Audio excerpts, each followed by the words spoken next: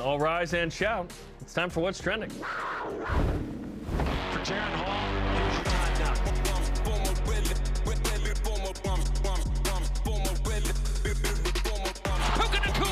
Mangle all the way.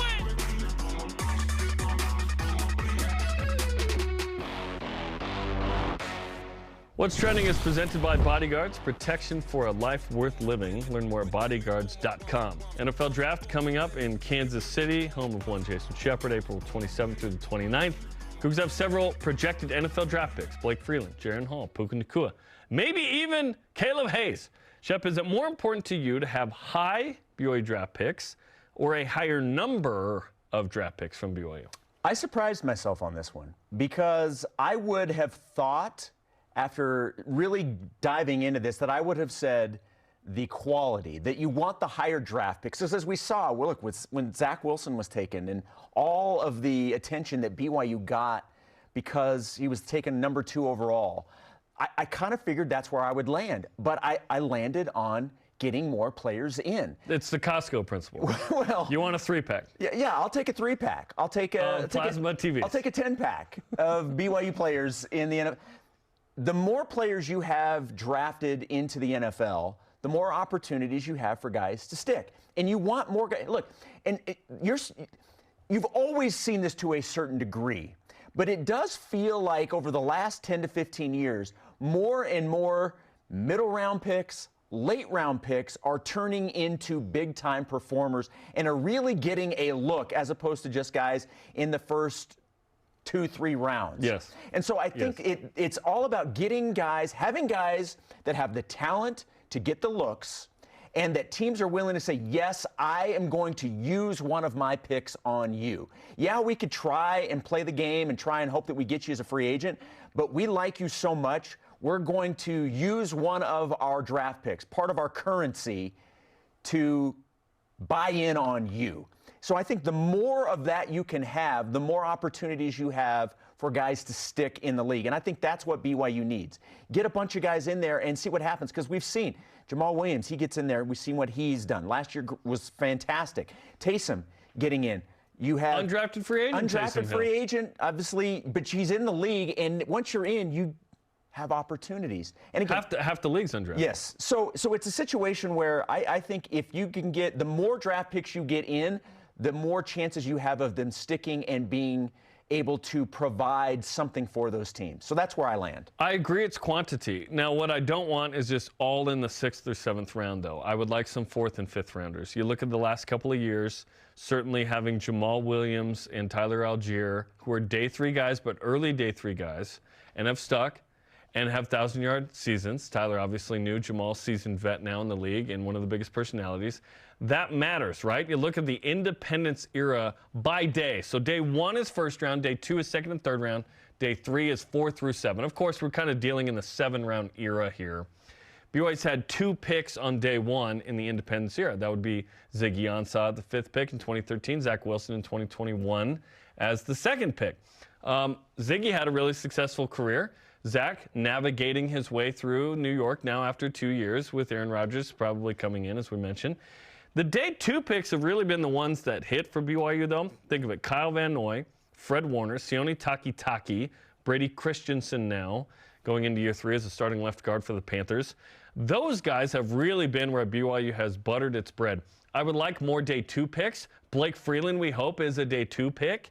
We believe that Jaron Hall will be early day 3. We think Puka Nacua is there as well. Caleb Hayes, if he's in the draft, is day 3, but at the end of that, you look at the quantity of that is good. And we'll ask Jeff Hansen coming up as well from Cougar Sports Insider, his opinion on this. Excited to hear that. But yes, I agree. Obviously you want both. But if you told me you have 1 first rounder and he starts, but you could have a 3rd rounder, a 4th rounder, a 6th rounder, and a 7th rounder, I'd take that. Yeah. Because like you said, you want to be able to say, we're putting multiple guys in the league every year, and so is a guy that you already know. You may not know that they went to BYU. But like what BYU can do right now has been awesome. They can say, listen, Jaron Hall's going to be drafted. We're going to go back-to-back on our quarterbacks. The guy after Keaton Slovis that BYU brings in, because they'll bring in some high-profile guy again to compete with Jake Retzloff and Cade Fennigan and Ryder Burton, right? they'll hopefully be able to say with Keaton Slovis, hey, we've had our last 3 dudes have been drafted, or they've at least got into camps in the case of maybe Keaton, right? Hopefully he's drafted. The last couple of left tackles we've had have gone in Brady Christensen and Blake Freeland, and then Kingsley Suamataia.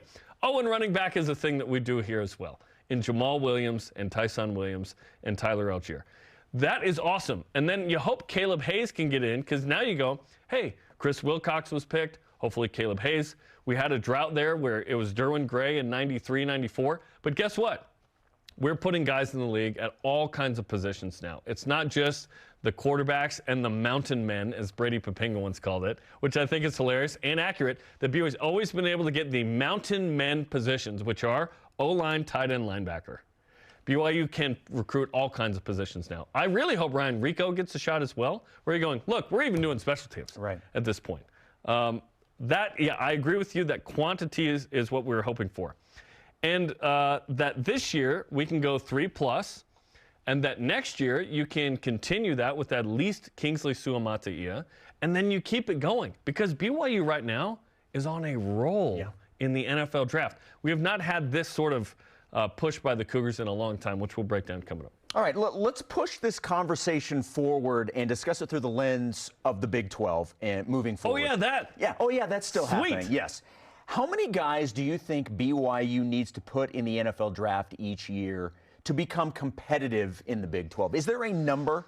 Okay, good question. Let's look at the last 3 years of the 2 teams that were in the title game and what they did. Okay, Baylor 2 years ago. We're not going off last year because we don't have the who's drafted, right? From Kansas State and TCU quite yet. So in the 22 draft, Baylor won the league. They had 6 picks. And Oklahoma State, who lost that title game by a foot, may have cost BYU in year 6 bid that year, had 3. The year before that, Oklahoma has 5. Iowa State's in the title game. They have 1. Granted, shorter year, COVID, whatever, kind of different. BYU benefited from that year. In the 2020 draft, coming off 2019 game, Oklahoma and Baylor each had 4. So it looks like to win the league, typically that team the next year, the guys who are in the draft, it looks like it's generally 4+ if you're winning the league. And if you're in that title game, it's about 3 or so. BYU is kind of in that space at the moment.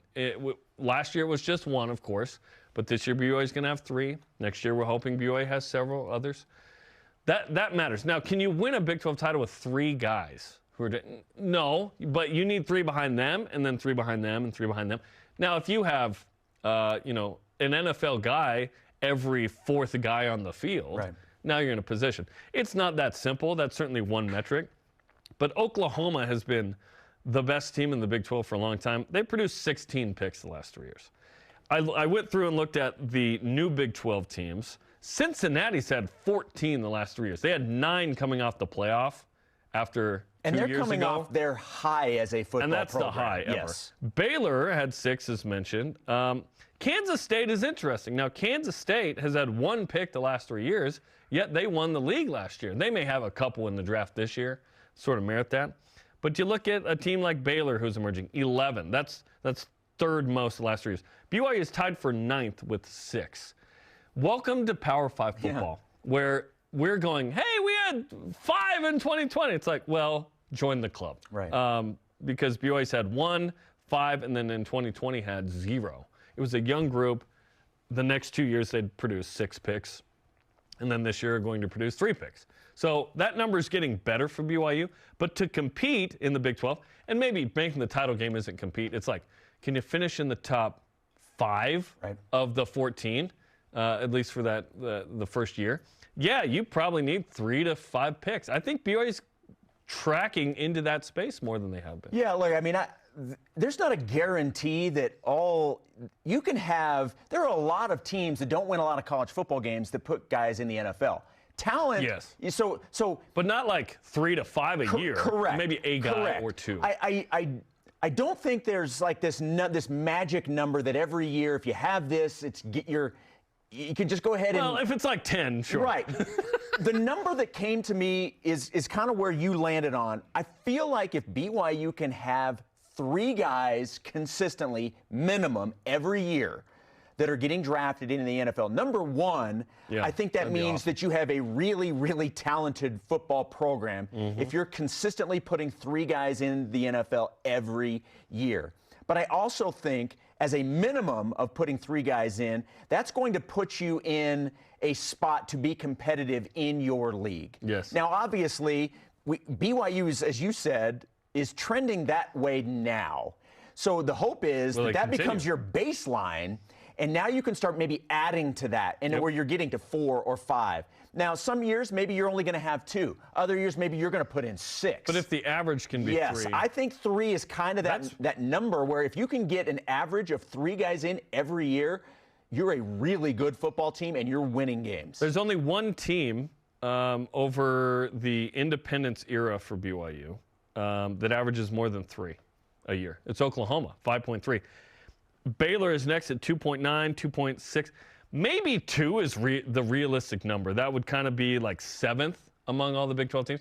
Maybe it's 2 average over a period, right? Right. 3 would be pretty stinking good. And of course, you'd take 5 one year and 1 the next. Sure. If the 5 yielded that special Yes. season, you take the special season over a couple of dumpy years. Like sometimes that's the cost. Ask Utah. It took them 11 years, right, to win the league. But they're in a place that BYU wants to get to, which is we feel like we can win the league. Right. We're in that competitive spot.